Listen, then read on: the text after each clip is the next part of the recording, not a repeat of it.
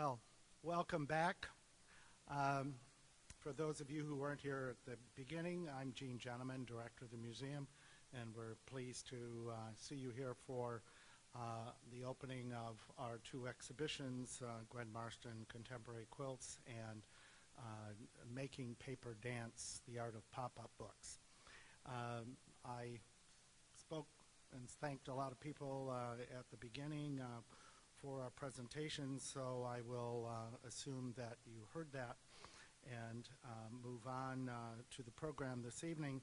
I want to introduce one person who was not here earlier, but is here as part of the pop-up book exhibition doing totally non-pop-up book looking things, and that is Matt Schillen. Matt, are you in here? He was coming over.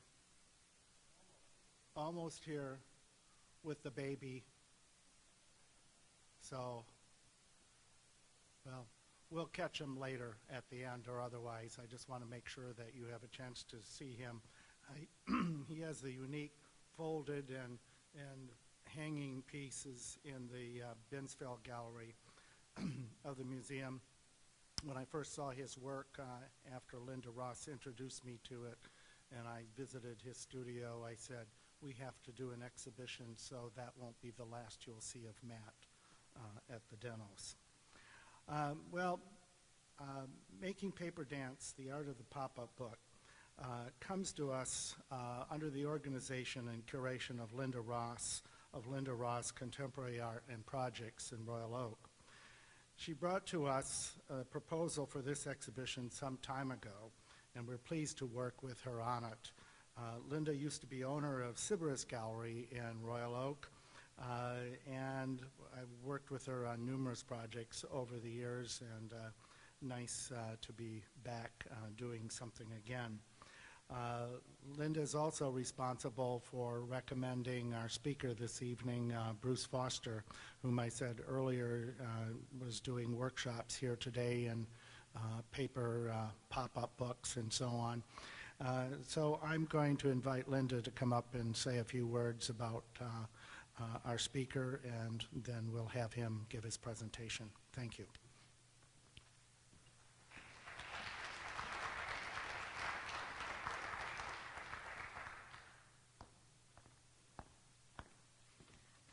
Thank you, Gene. It's great to be back here at the Denos. As Gene said, we have worked together many years ago when I owned my gallery.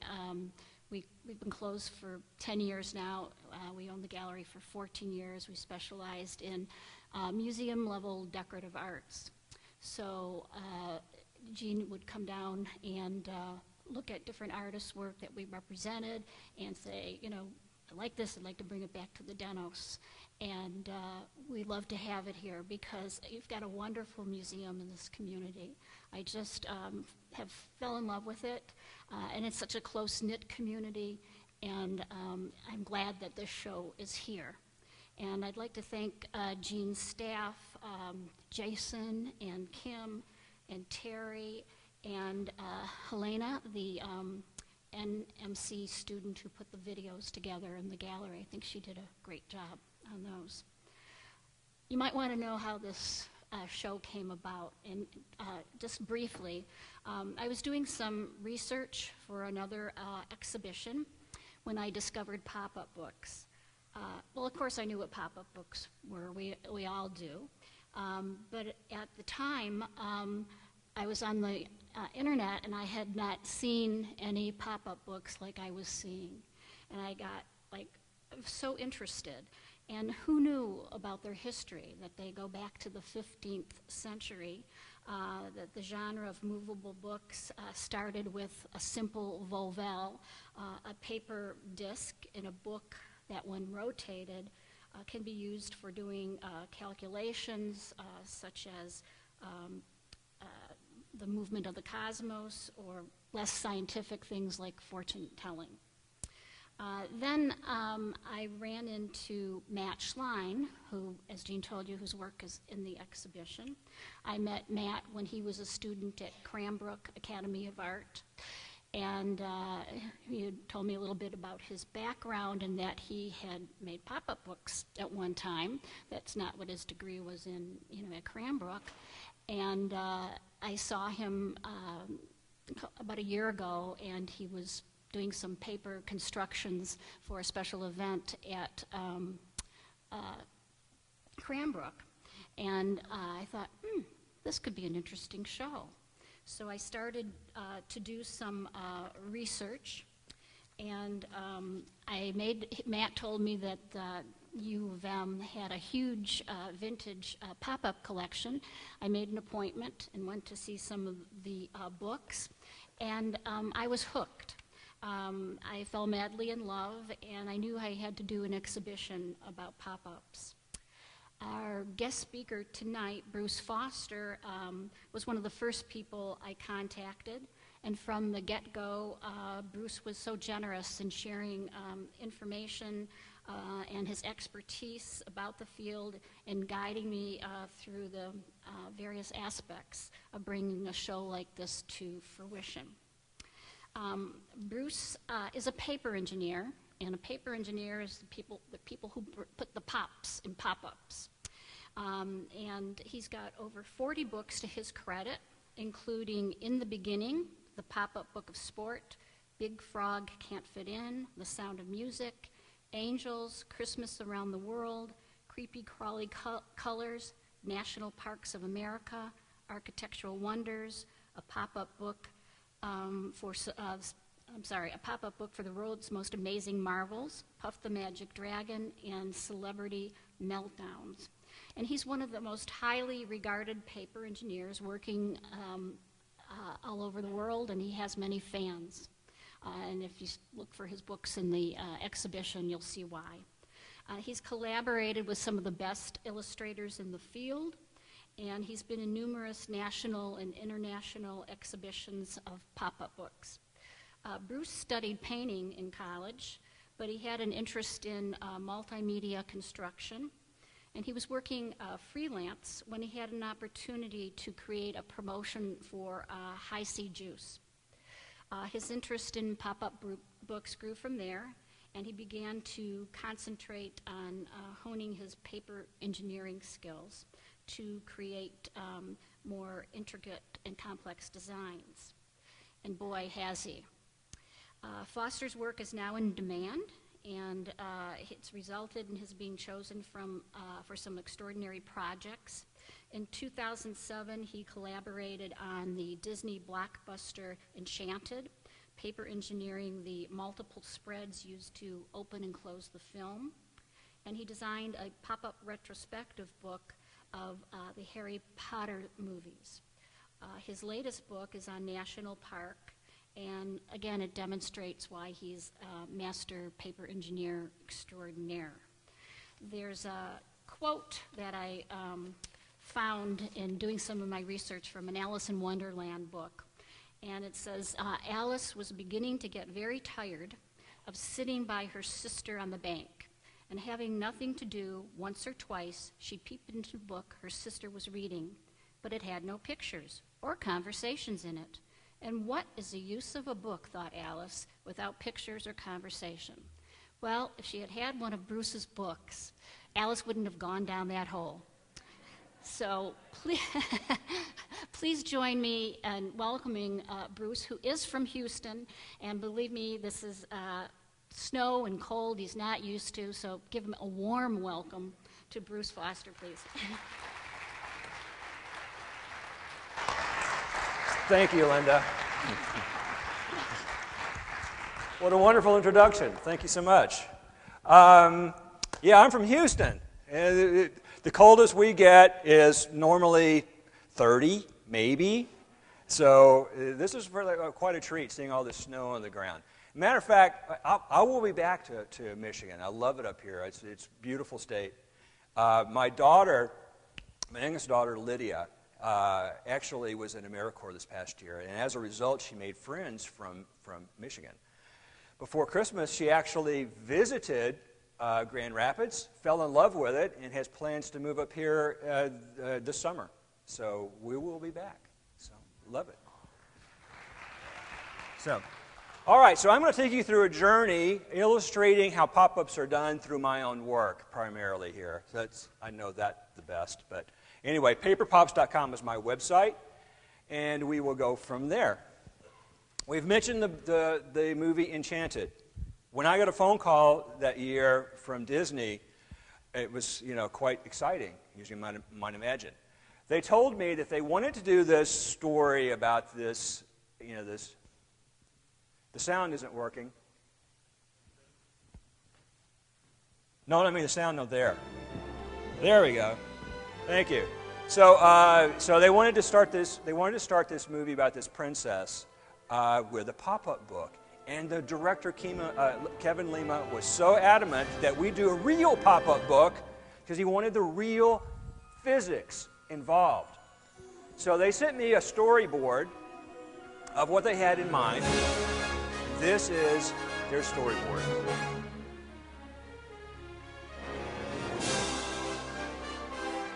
So the idea was for a pop-up of the castle of Andalasia. Once upon a time, in a magical And then they wanted to kingdom see of the evil Andalasia, queen there peering out of lived her an window evil queen, across the land. selfish and cruel. And then they wanted to she lived in see fear that one the prince day her on horseback stepson would searching marry, for his true and love. she would.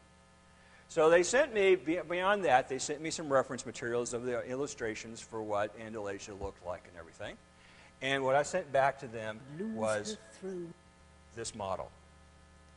This is the model, the original model for Andalasia's castle. I did this model and a model of the queen plus this version of the prince on horseback, in which they took around the planet to New Zealand, and the company WETA, who does all the Lord of the Rings special effects, translated my pop-ups into what you see on the screen at the movie.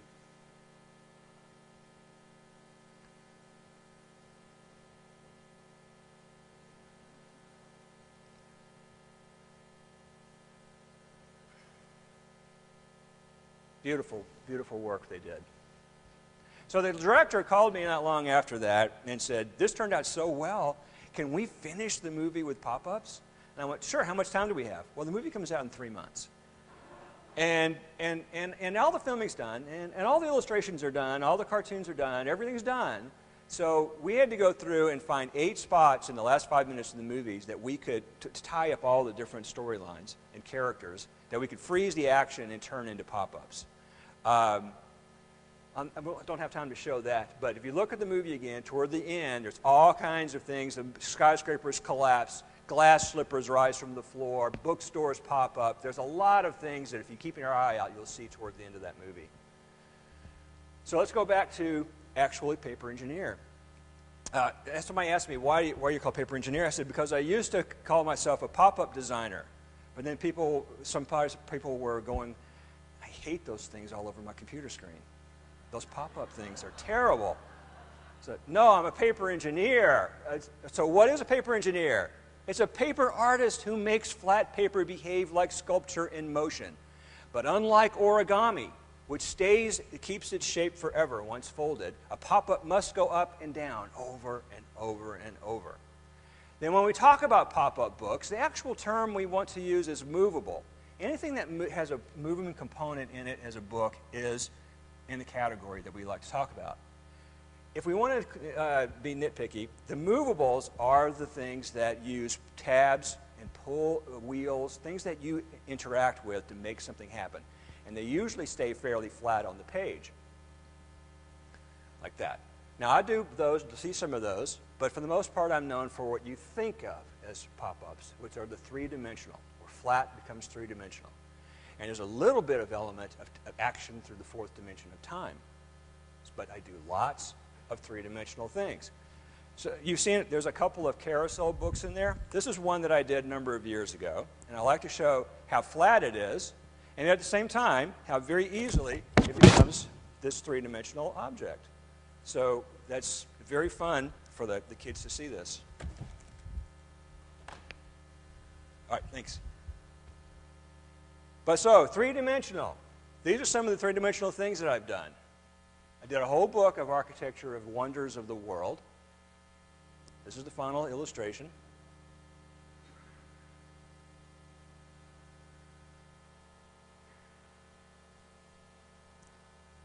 there's the final there. We also did Notre Dame, the Empire State Building, and the Neuschwanstein Castle. Like that. Now, I mentioned I also done some movables. I'll show you a couple of these. This is for a comic book written in the 1950s that I manipulated into giving the hero a kiss. The 4th grade boys love this one. I also recently did Puff the Magic Dragon. And in the original concept, we were going to have a title page, and I wanted the word magic to be magical. So using a pull tab, I let the word magic appear.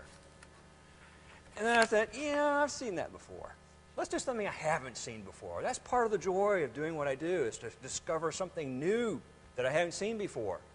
So here, I tried it again, and using acetate, which would be matched the color there, the word magic appears in the lake behind there. Unfortunately, like Hollywood, pop-up books and other books like this can fall prey to budgets, and that spread was cut because of budget costs. Oh well. So how pop-ups are made? When we talk about a pop-up book, there's a team of creatives involved. You have to have a story. It can be an already pre-established story. It can be a concept, anything like that. But somebody's going to write the text eventually. Publisher is going to be like a coach. It has to put it all together. Paper engineer and the illustrator. Many, many times you'll see that the paper engineer and the illustrator are the same person, but not always. But once we do this, and by the way, we're all over the planet. I've worked with people in Australia and Russia and China and California and all over the place. And of course, there's no way for us all to get together at the same time, so we do lots of communicating over Skype and emails and things like that. But once we have a conversation and we've decided what it is that we want to do, one of us needs to make a quick sketch so we visually can see this is what we agreed to do. Many, many times I'm the one that makes these sketches, but in this example, I'm going to show you a sketch that Chuck Fisher did for a book we started called Christmas Around the World. His concept, it was his book, so this concept was to have, how is Christmas depicted in different European countries? We would do Germany and Russia and France and England. For Germany, Chuck's sketch showed an alpine mountain with, once again, the Neuschwanstein Castle at the top, and an alpine village below the carousel. So one thing I don't do when I have these sketches is just trace them and do exactly what's there. These are a starting point. So I go into what I call my play phase. I will take the general layout, I will take the general idea, and then I start playing these things into existence. By taping down the paper, folding them, closing them, opening them up, and then using my scissors like Edward Scissorhands, I just cut paper and carve shapes out of them like that.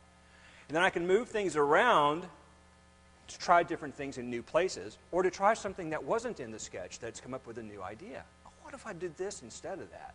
So I try these different things, and I can move them around.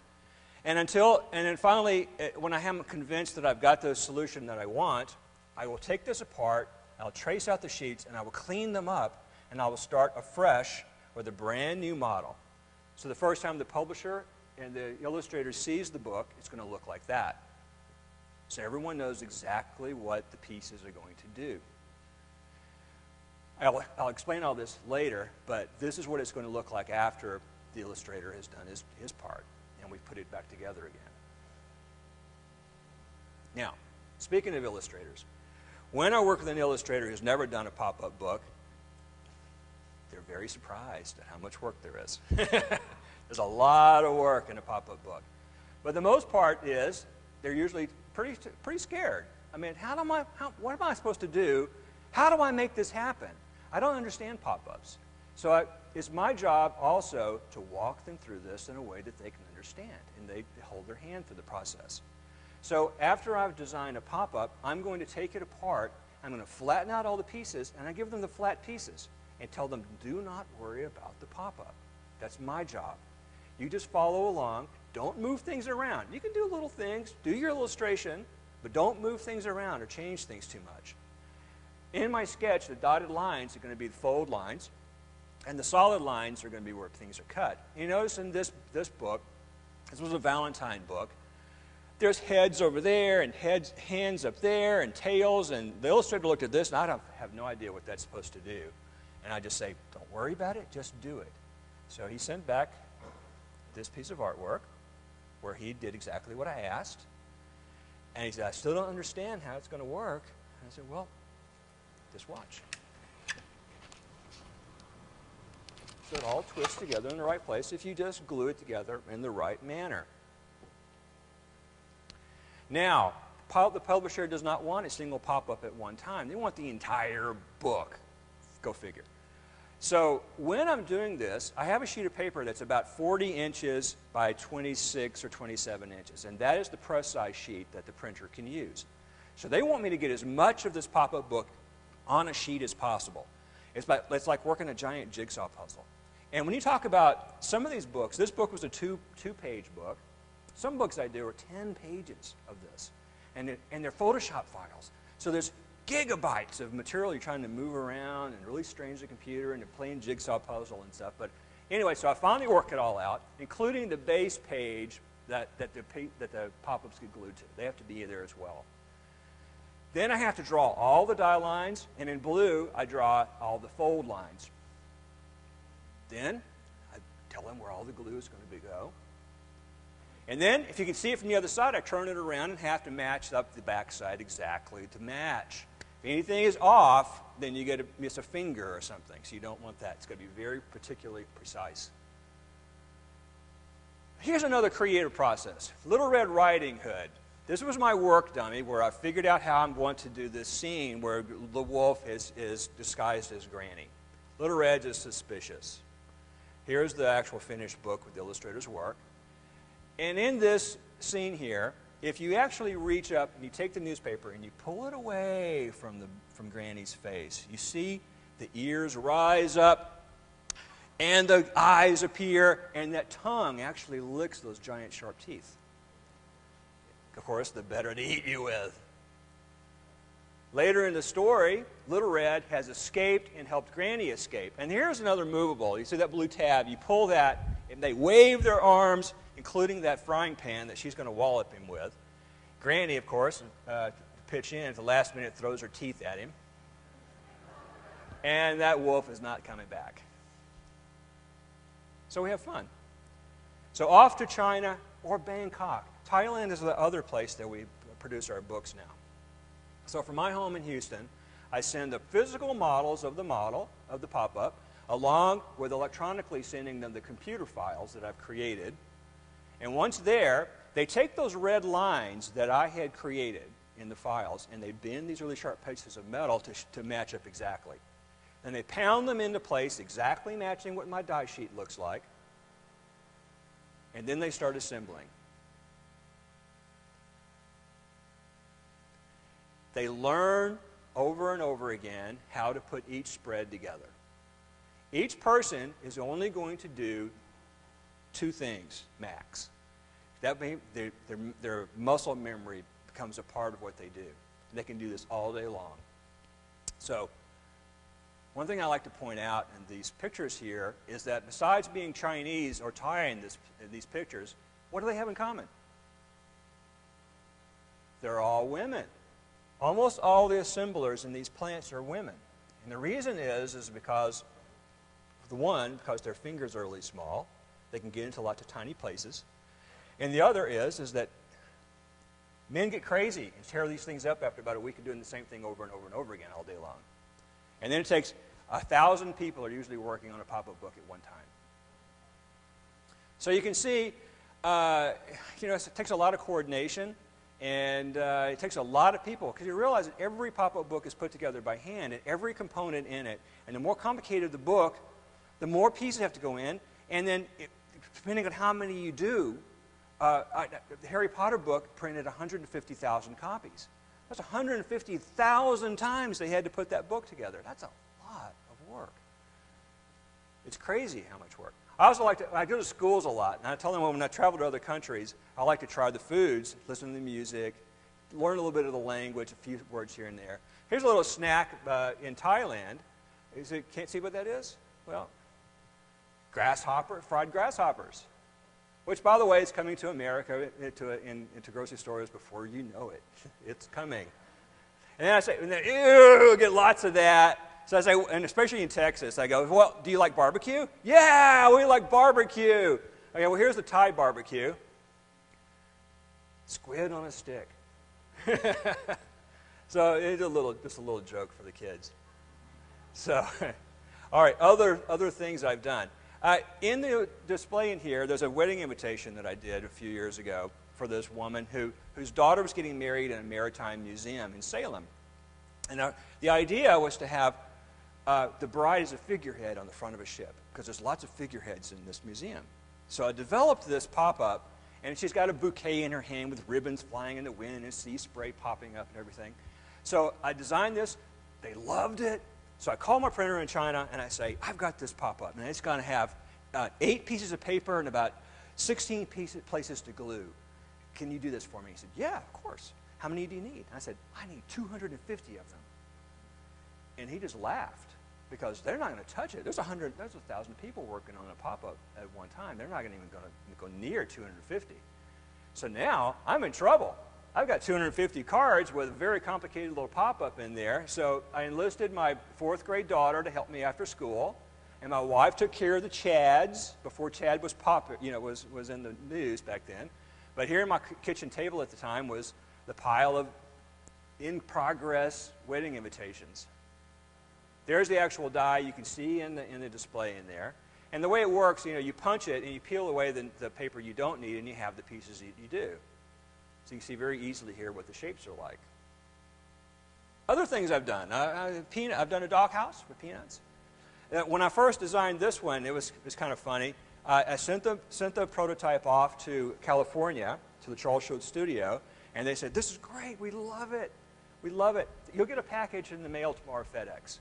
I opened the package the next day, and it was the exact blueprints. And they said, make sure it matches these. They're very, very particular about how all the characters are depicted. I've done robots. This is a little 6-inch robot. It was a lot of fun.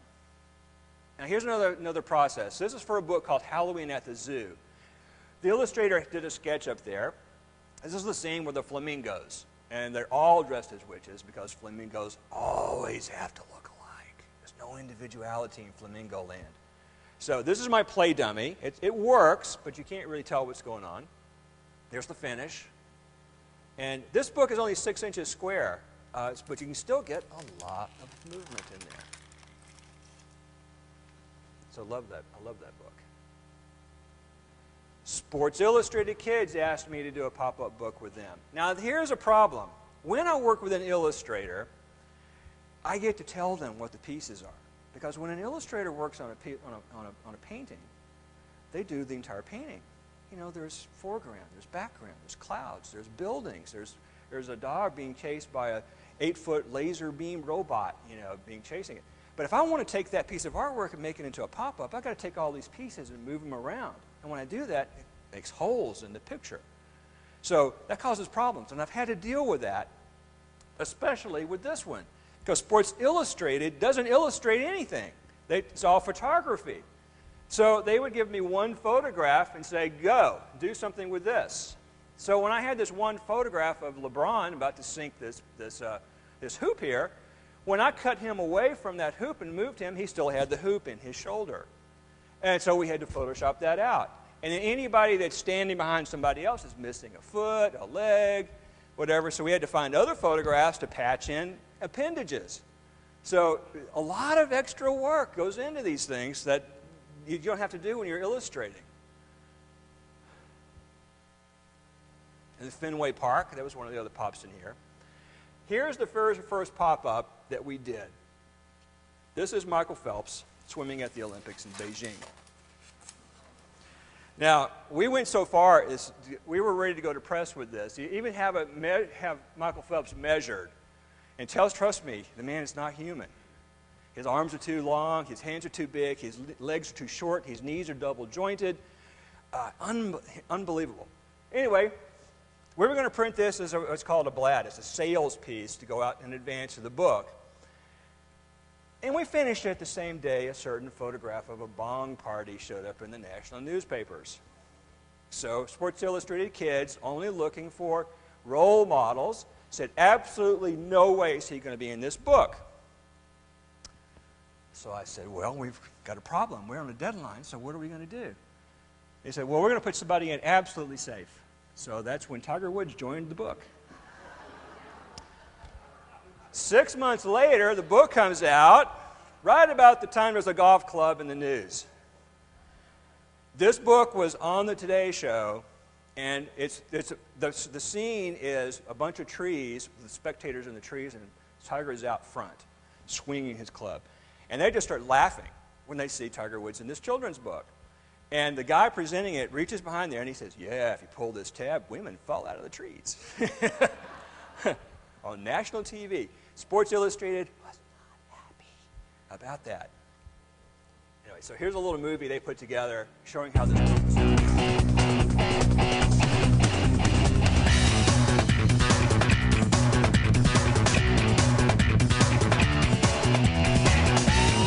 There he is. There's my white model. There's the photograph I had to use to generate it.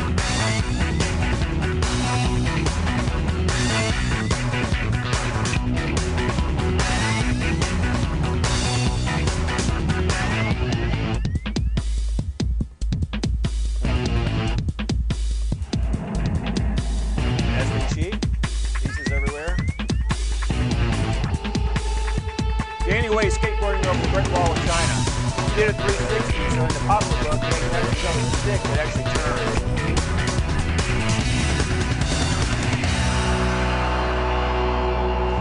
Now, I'm trying to show you guys a couple of things out of this. It's not in the program there. This is one of the things that came in late to the show. I really like this one because it shows that potential of the pop-up book. So, this is Serena Williams. Popping it. My daughter went, Dad, between her knees. Really? Okay. This one is this is great. This is a surfer going through a pipe. And if you watch, he'll actually curl around the pipe when he's doing that. Like that. So, love that. I love that project. It was, actually, I love all my projects. They're all fun. I go to book signings and presentations, and here, Chuck Fisher, I've done 4 books with him. He's an illustrator in the lavender shirt. And then there's Robert Sabuda and Matthew Reinhardt on the table there. We're all signing there that day. We're all good friends. I've gone to Comic-Con a couple of times. I'll probably go again in a couple of years, which is tons. I love movies and stuff, so it's really a lot of fun. I recently went to Korea and did workshops for them. For the children. There, the parents were kept out, so they couldn't interfere. But there's our finished pop-ups, which we did this afternoon as one of the workshops. And then, many times I don't get to meet the people I work with, but occasionally it happens. This man was on a book signing tour, came through town, called me, had a great idea for a book. We had lunch. So I asked the kids, who is this? Nobody knows until I show them his book here. So that's Mo Willems, who, by the way, is the funniest guy I've ever worked with. He was like a stand-up comedian before he started working at Sesame Street. He did all the dialogue for Big Bird. That was his specialty. So his idea was to have a character who wants to be in a pop-up book, but it's too big to get in. So when you see the cover of the book, the foot of this frog is still hanging out the top of the book. So the poor frog, after several tries, can't get in the book. It's very upset. Then some little friends show up, and by stretching the book out bigger, they make room for the big frog, and it has a happy ending. Make a bigger book. Expecto Patronum! Explore the wizarding world like never before in the new Harry Potter pop-up book from the creators of the Harry Potter films. Featuring illustrations from Andrew Williamson, lead concept artist behind the Harry Potter films. From the cobbled streets of Diagon Alley to Dumbledore's desk, this collector's item brings the Harry Potter universe to life with exciting pop-up ingenuity full of magical locations. Stand back as the Howler delivers its message. Harry Potter! Sneak a peek inside a sealed package from the Ministry of Magic. There's something you don't see every day. Browse the shops of Diagon Alley, including the colorful Weasley's Wizard Wheezes and the incredible selection at Ollivander's Wand Shop. Travel to the hallowed grounds of Hogwarts School of Witchcraft and Wizardry. Visit Hagrid's hut and venture into the Forbidden Forest if you dare. Then flip the page for front row seats at the Tri-Wizard Tournament as the competition unfolds before your eyes. Dabble in the dark arts as Harry confronts Lord Voldemort. Bring the wizarding world to life this season with Harry Potter, a pop-up book.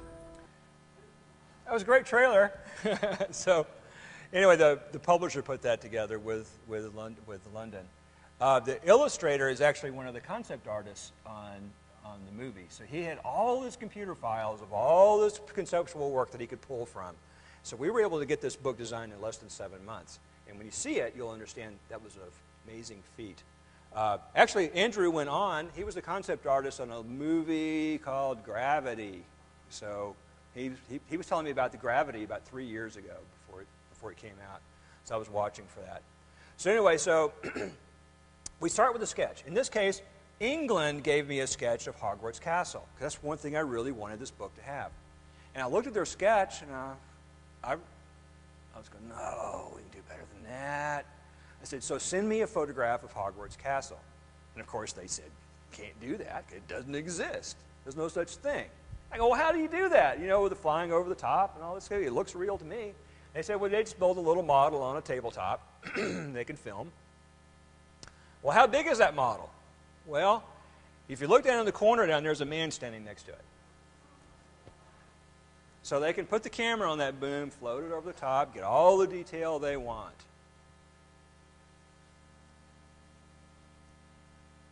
I love movies. I love theater. I love sets.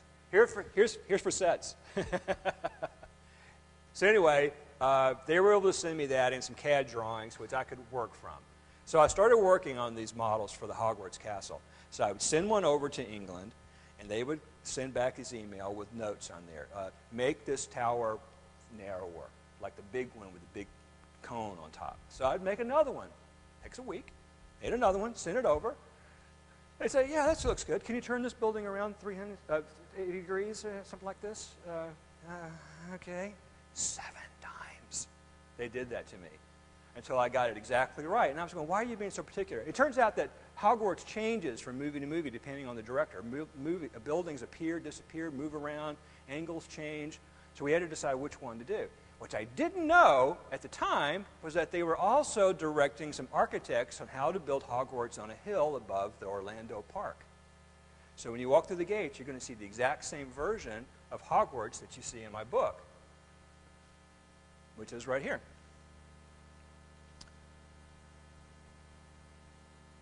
Diagon Alley.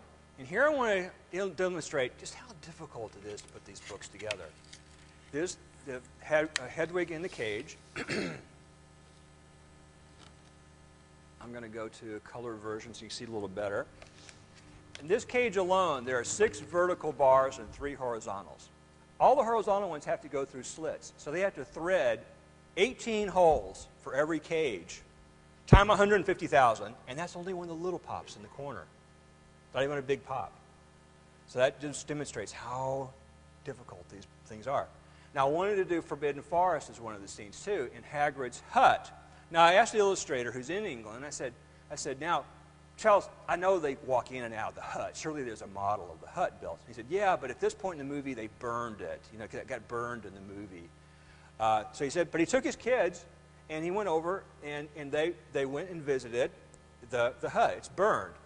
Now, what you can't really quite make out is that besides the fact that there's no mountain, no lake, and no forest, is that there's an apartment complex behind it. Movie magic. Love it. Love it. So I created this spread for the Forbidden Forest. And there's about every animal we could think of to go in there. Giants and centaurs and kestrels and buckbeak and everything. And this is all the pieces it took to put that piece together. a major undertaking for the assemblers, and me. A lot of work there. National Parks of America we have in the display there. In the display, we see a walkthrough of how some of the stages work. A white model a sensitive illustrator, and he can sketch on, and then the final piece, and then one of the nesting sheets is up there. You can see on the wall, so you can pay attention to those and enjoy those. The National Parks was a great project, and we're talking about doing regional states of America right now as a follow-up. You can't see this, but when you do in the future, if you look at this book closely, the man in the boat is the illustrator. He put himself in there for a little piece of glory.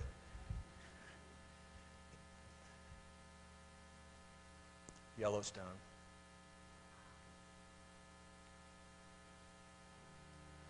I'm working with Hasbro right now on a line of children's board games. Now, these are just hitting the stores now. Disney Princess board games. I worked on this for a year, and it was much larger and shrunk over time as they got their cost estimates in. He said, "Well, we love it, love it. Can you take this out? No, take that out. Take this out." So you have to make things work for a cost.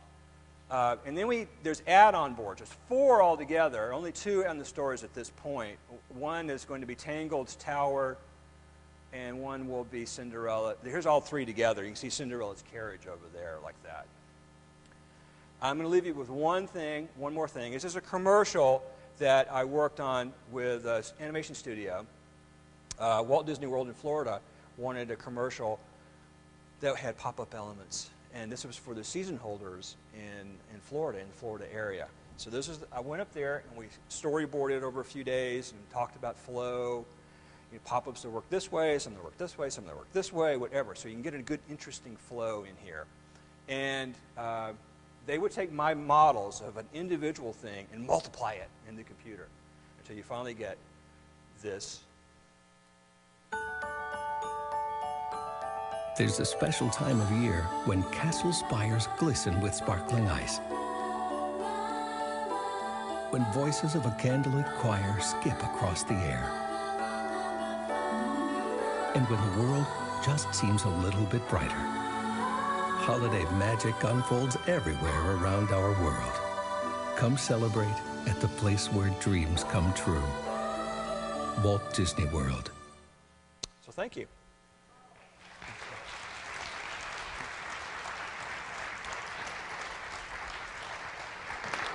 So we're going to some Q&As, I think. Do you have the microphone? He's got a microphone. He's going to give it to whoever wants a question. I actually have some of these board games up here. So here is the Disney Princess board game like this. Now originally it was taller, like this tall, and when you finish it was a pull tab, and when you pull the tab, a song about every little girl wants to be a princess would play, and lights would light up in the castle right here. It's really cool. And it's sturdy, right? You play around it. Yeah, I get that. Yeah, you try your best. Did you have anything to do with that ad? It was a pop-up ad for maybe a charge card or a... No, but I know what you're talking about. Chase Banks did those. And that's one of those examples I was speaking earlier about how Kevin Lima, when he hired me to do the Disney thing, he said, I want real physics, I want real paper moving against paper so that we do the real thing. I don't want anything in this pop-up book that can't actually be done.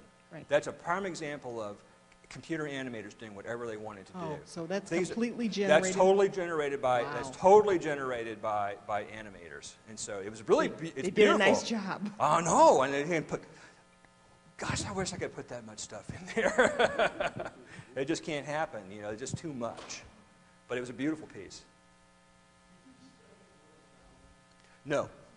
I've only done one origami. It was for a wedding. It was an elephant. I did one about this big. Origami's not. My question is, what kind of background did you have that got you into doing this kind of work? I always kind of thought things in 3 dimensions, but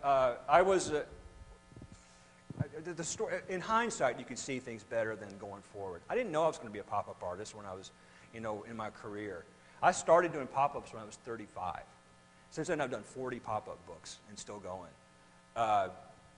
When I was in high school, I took my first art class as a junior, and after 2 days, I hated it. All they wanted us to do was draw sticks, and I didn't see the point in that. Now, I understand the point now, but I didn't then. So I quit the class and went over and took a mechanical engineering class, where they give you two sides of a weird object and tell you to rotate it in your mind and do the other side. So I learned how to do that.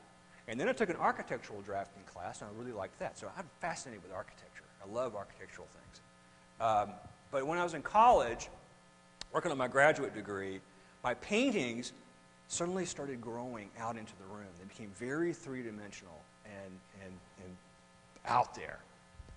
But then after college, I became a graphic designer and an art director. And after a number of years, I ended up in Houston, and I was working for an agency that had high C juices for a client.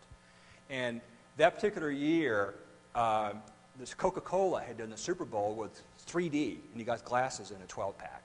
And they said, we want to do something 3D too. So I had the assignment, and I did an optical illusion, and then I did 3D glasses. I actually mocked up in marker, in red and blue marker, a 3D thing. It was actually 3D when you looked at it. And then I said, let's finish it up with a pop-up of the finished product, which was those little juice boxes that you put the straw in. The very first time they did that, they want to introduce it. Interestingly enough, the flavor was a green liquid that had previously been called Wild Apple. Worst seller they had. So they made a deal with Warner Brothers, and they put Ghostbusters on the cover, called it Ecto Cooler, and became their bestseller for 2 years. Same juice. Anyways, that's how I started, and then a publisher in Baltimore saw it, offered me some freelance work, and then for 7 years I did freelance work, and then started exploring pop-up books, because I really never had seen one before. And at that point, I'm doing book autopsies. I'm tearing them apart, I'm slicing, and I'm trying to figure out how they do this. And I just duplicate it, and I would work on it, figure out how they do it, until I learned how to do it. So now it's just a magical thing for me. I just love making magic like that happen. So, yeah. Anybody?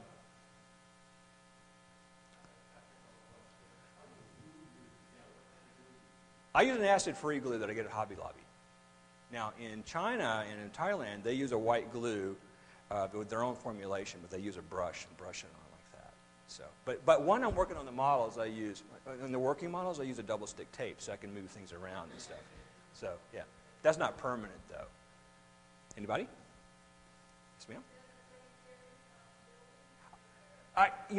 No, but Chicago asked me once if I would do, they were building that band shell, that's back on.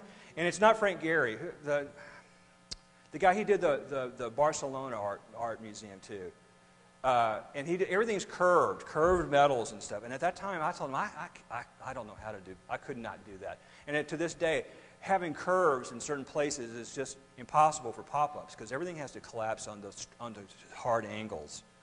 Now, I can do a paper sculpture of it and take a picture of it, but I couldn't do a pop-up of it. So that's the closest I got to that. However, the last project that I just finished was for Heinz architects who design skyscrapers all over the world. And they're really big in Houston. Most of the big Houston distinctive-looking skyscrapers are theirs. And they decided they hired me the last couple of weeks to design a pop-up of their new building, which is, it looks like a jewel. It's got facets all over it. And I had to illustrate it and design it and build them 100 copies of that to mail out Friday. And I had a week and a half to do it in. It was 12-hour days trying to get all that done. So long, long hours. Anybody?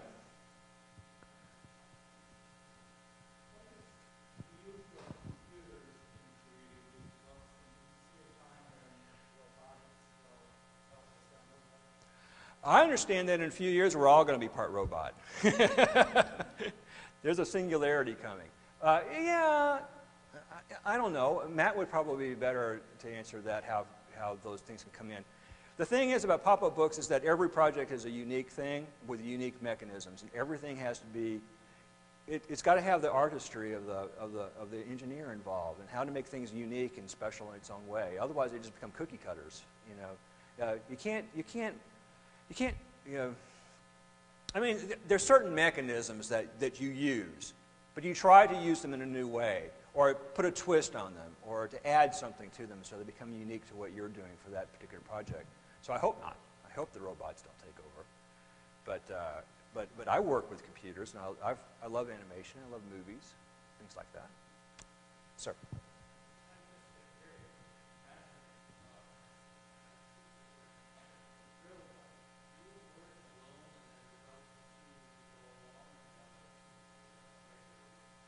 I work alone, actually, and and it's a weird. I work out of my house. I have a studio at home, and it's a kind of a weird lifestyle because I'll be working with people for 6 months, 2 years on projects, and when the project's over, I never hear from them again.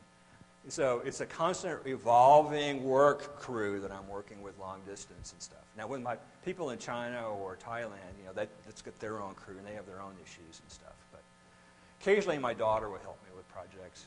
But there's a big learning curve as well.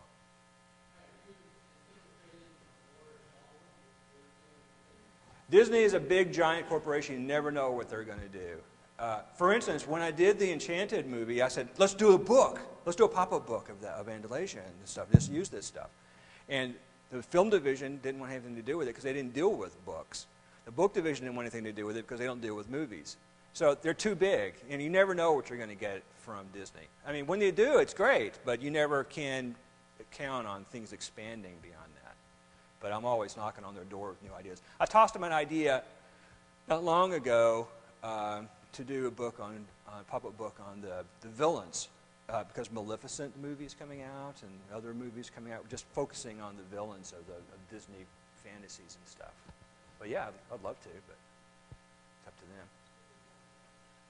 Not yet, they haven't. They said, hey, somebody might be interested in that, and I haven't heard back yet, so we'll see. You never know. I mean, the ideas go out there, and a lot of times I'll work on ideas, and they never go to print. They just R&D, and the cost is too high, or they lose interest, or whatever. Things happen all the time.